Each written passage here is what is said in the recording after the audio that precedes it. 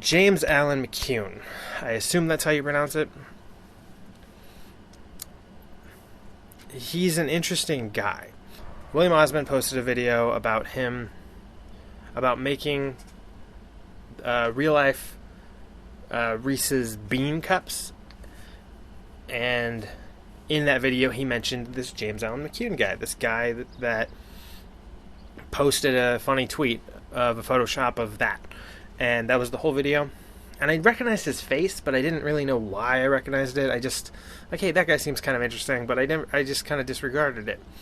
But since he was there, I guess since I watched that video and I looked at the tweet, that put him on my radar, and now I eventually got either I saw a tweet or I was recommended to see his first episode of this series called Gray Area that he's working on. And it was really interesting. It was good. I don't know why I felt the need, but like I don't have that many friends anymore. I have a few friends and they're great, but I used to have plenty of friends, and now I don't have plenty of friends. I have like 4, and I only talk to 2 of them. And when I'm feeling creative and I want to make something for somebody, like, there's not as many people to do that with.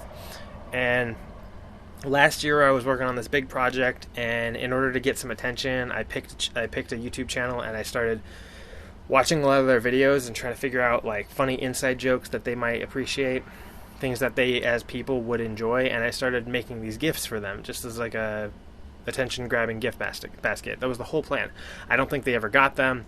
I know I spent a lot of money on it, which I did not have, but I made it happen, and I sent them, and it was very fun. I don't necessarily know that they even received these things, because I sent it, and very like in that window I started hearing that the post office had lost a whole chunk of packages. Like, for all I know, they never received them, but it was still really fun to make all of those little gifts. I liked doing that. I got a similar feeling when I making those gifts was almost as fun as making the gifts that I've made for my cousin or my friends, like the people that I used to hang out with. Like, I made this fun D&D book thing that for my buddy who was the DM at our D&D table, and I just made that because I thought he could use it, and it would make the table look prettier. It's a cool little storage thing that looks like a spell book. It was cool. It was fun to make. Very rewarding just to finish it. I decided last month that I wanted to start doing this more often.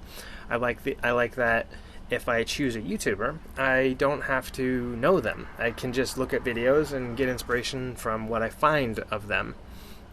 I started last month with the channel Corridor Digital, or the Corridor Crew, actually. That was fun. I liked doing that. The video was whatever. I didn't talk in it. I was just text. And it was fine, but it made the video part of it mean nothing to me. It was just text.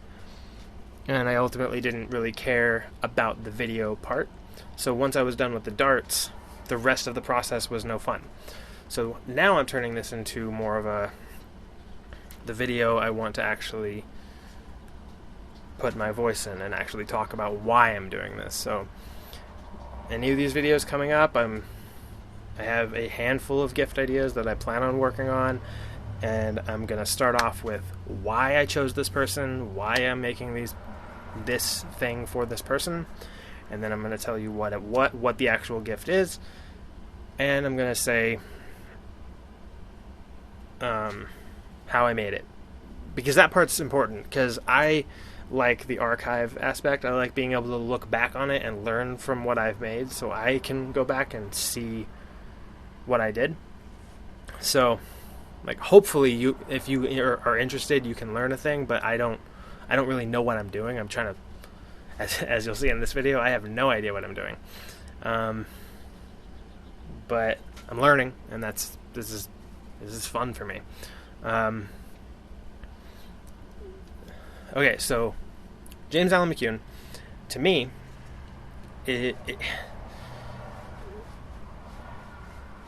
don't know if you have this, but for me, when I'm watching a movie or a show, my favorite character is often the supporting roles. I really enjoy the character that isn't all over the place, but when you see them, you can tell they have a rich, well-developed backstory. You know they have a lot going on. They're a deep character, but you don't actually get to explore that during the movie or the show. But those are the most compelling characters to me. When you see a character and you're just like, I bet the author has a cool backstory for them, and I can just imagine it. Like,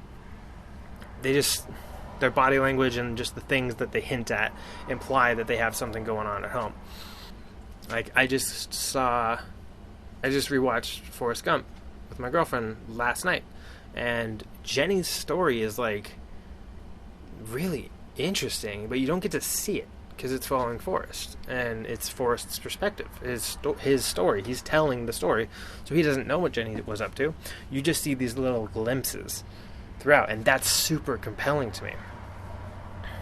James Allen McCune, just like all of the other all YouTubers in the world, all actors, all entertainers, all people that are on screen, they're just characters to the viewer. Like, they are real people that we don't get to know. I don't get to know this person. I would like to, but I don't get to. He's a person that is on screen. From my perspective, that person is functionally the same thing as Jenny from Forrest Gump. Like, he's a compelling character with an interesting backstory that I would like to find out. Like, I want to know. And it almost adds to the mystery that he's not in a lot of stuff. Like, he doesn't have like a whole lot of videos on his channel. The ones that he posts are really long, and the things that he's in are very long.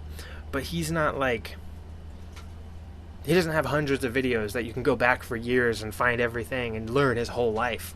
He's in, as I learned, I found him to be interesting. I found him interesting, so I started to look at more of his stuff. I saw that gray area, and I really liked it.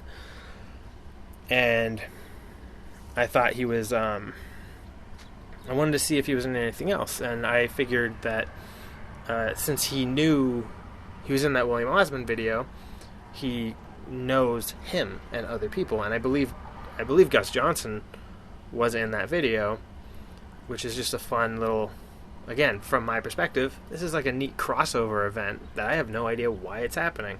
But apparently every YouTuber knows every other YouTuber, which is, I don't know, fun to watch. But he is in other people's stuff from time to time, and I started looking into Gus and Eddie, Gus Johnson and Eddie Burback. I started looking at their stuff, and I saw Gus Johnson's videos a while back.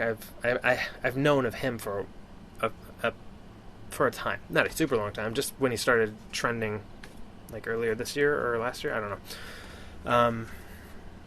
And I've seen his stuff; he's hilarious. But I didn't watch him regularly. I just watched a few things when trending told me to. Brought him up and, hey, that guy's funny, I'll watch it. And I mean, I don't actively look for new channels to watch. I watch what I watch, and I do what I want to do outside, like not watching YouTube. Like I'm a casual viewer, and his stuff was interesting. There was a few bits that I loved, and I had seen Eddie Burback tweet at him, so I saw his name, but I didn't really know who he was. I didn't really know that they had anything to do with this James guy.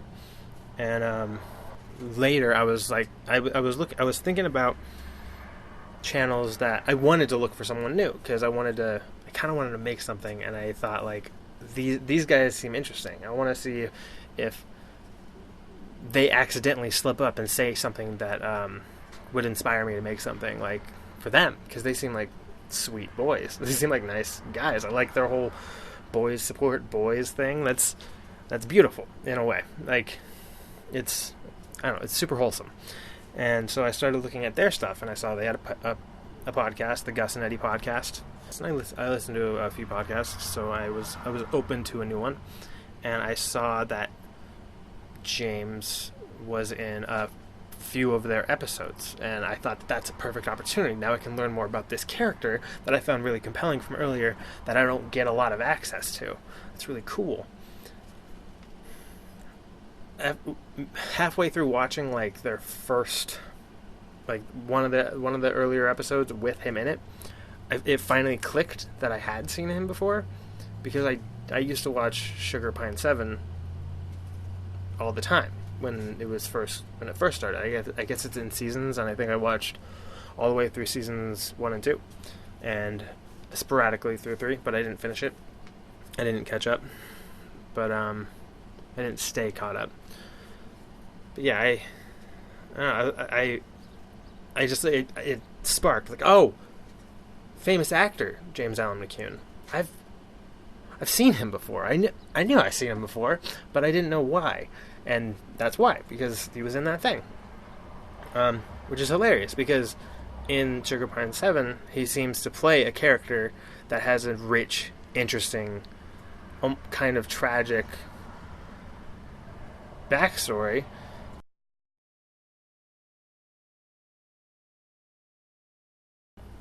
So after looking at his stuff, watching some of Gus and Eddie's podcast, it was very interesting to see his subtle difference in perspective. That he seems like a pleasant enough guy, but he seems to spend a lot more time complimenting other people and focusing on other people and the positivity of other people, while trying to shed the light off of the fact that he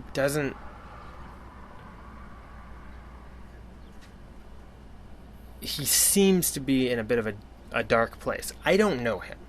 I don't know him at all. Maybe this is just his personality. Maybe he's the happiest person alive, but he doesn't seem to be having an easy time.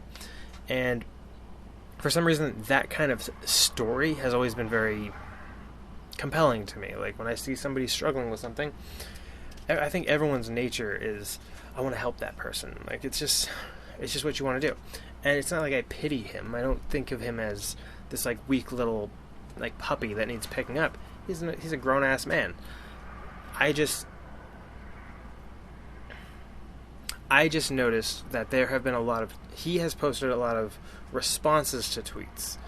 I follow him on Twitter, and whenever it'll say, oh, someone posted something, I check, and it's him. And very often, it's not actually him tweeting something, it's him responding to a tweet, just being nice to somebody. Like, somebody else is tweeting out something kind of dark or kind of sad, and James is responding with, like, hey, at least you got one person thinking about you. He just seems like he's trying to be supportive to people on the internet, and that's very kind. It's a very kind thing to do, and he probably would never admit that, that's a good thing for him to do, because most people on the internet, at least, are very self-deprecating and will not accept praise, which I get. How white is my face? Can you even see? Sorry about that. So yeah, I'm incredibly shiny because it's summer in Southern California, and I live in a garage. Anyway, I like making things for people, and when I was trying to think of, like, I like this guy, I find him interesting, and since I don't know a lot about him, I don't know what to make for him, and I see that there's an inside joke of him being, not an inside joke, but a somewhat inside joke of a community-based joke of calling him famous actor James Allen McCune. Famous actor James Allen McCune. Famous actor James Allen McCune. I guess he was in Walking Dead and Famous actor James Allen McCune. Blair Witch and something else. I remember the character. Famous actor James Allen McCune. Yeah, he seems like a nice guy, and I didn't know what to make for him that would be like practical and actually useful to him, and I ended up deciding to make a statue for him, a nice little something like an Oscar, like a knockoff, like a trophy. I wanted to make him a trophy because I see those thoughtful tweets of him just like reminding people that you got me in your corner kind of mentality, and I figured like it would be appropriate to send him something like that. Like, I don't know him super well. I don't know him at all. But from what I've seen, I'm on his side. I like that guy. His personality and his specific point of view resonates with me, and I'm on his side. I support that stranger that I'll probably never meet. And so yeah, I wanted to make him a little token that he can, if he were to ever receive it, if he were to ever get it and actually like see it in his hands, he could physically have it. It's like that tweet saying, "I got your back." Hey, I'm a stranger on the internet and I got your back. But instead of it being a tweet on his phone, it's a physical thing that he can actually hold in his hands. That was the whole concept. Now I'm going to tell the story of making that statue. So I wanted it to be kind of reminiscent of like an Oscar or an Emmy or whichever one. Just like a nice, pretty humanoid figure on a base. That's all it was going to be. That's all it was meant to be. And I didn't know how to make it out of metal. I don't have a foundry or anything, so I have no way of doing that. So, and I didn't want to spray paint plastic. I didn't want to sculpt it out of clay and spray paint it because that has a feel. Like I don't think I'd be able to pull off making that actually legitimately feel and look like it's made out of metal. And I've seen trophies, like awards that are like pieces of glass, like little clear shapes, like weird geometry, but clear. So I figured I'll try to go for that look. I'll make it look like a humanoid, and I will make a mold of it, and then I will cast it in clear resin, and that way I have a nice statue, a little statue, on a dope little stand that I make. So I went to Michael's. I got the molding material. I got the resin. I got all the stuff that I needed, and I got some like pottery foam, the green foam, and I just started carving it into some random shape. As you should be able to see here, I later on I scrapped. I carved one figure. I thought it was too small, so I tried again and I carved something a little bit bigger. I wasn't super in love with the way it ended up looking, so just to make it look a little bit more visually interesting, I added little wings to it, just to make it look more like a pretty shape. I don't know, just to make it look prettier. And I liked that a little bit. Then I covered it in plaster and let that dry. I basically just paper mache'd it, and then I sanded the hell out of it, making it a little smooth, a little soft, and then I covered that in Mod Podge to make it more like I don't know. Maybe that part was a mistake, but I thought it would fill in some of the gaps that the plaster made, some divots that I couldn't get rid of. Yeah, and so I did that. And then when I went to go pour the mold material, it was not nearly enough. I can hold the mold that I ended up making.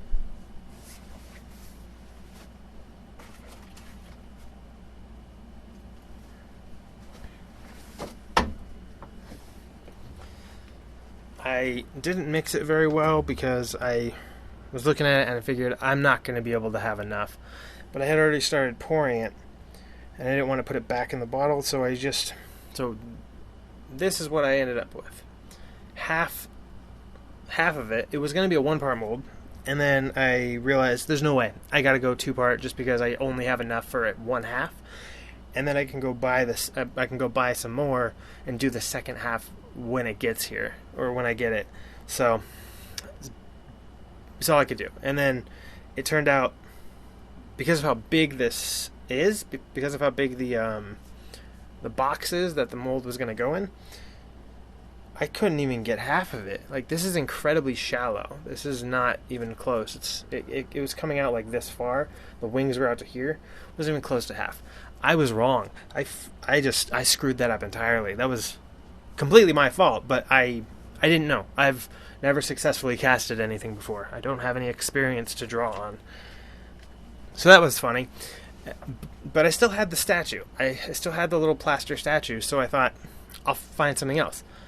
I still have the resin, which is the important part. The part that's going to dry clear and make it look cool. So I looked online for some cheaper mold solutions, because this mold is just... It was too expensive. I didn't want to go buy more. I would need like 3 times as much, and I didn't want to buy that amount. And so I found that there's a nice... and I needed it to be kind of rubbery, because the wings are a specific shape, and I didn't know how I'd be able to get the wings out without it having some sort of give.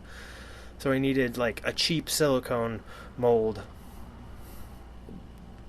solution, and I found a very cheap one where you just buy pure silicone and you mix it with cornstarch and you make this putty out of it. And I figured that since silicone tends to stick well to itself, I could mix up a batch and start like covering it, and if it didn't cover it all the way, I'll mix up a second batch and then cover it all until it's all covered. So that's what I did. And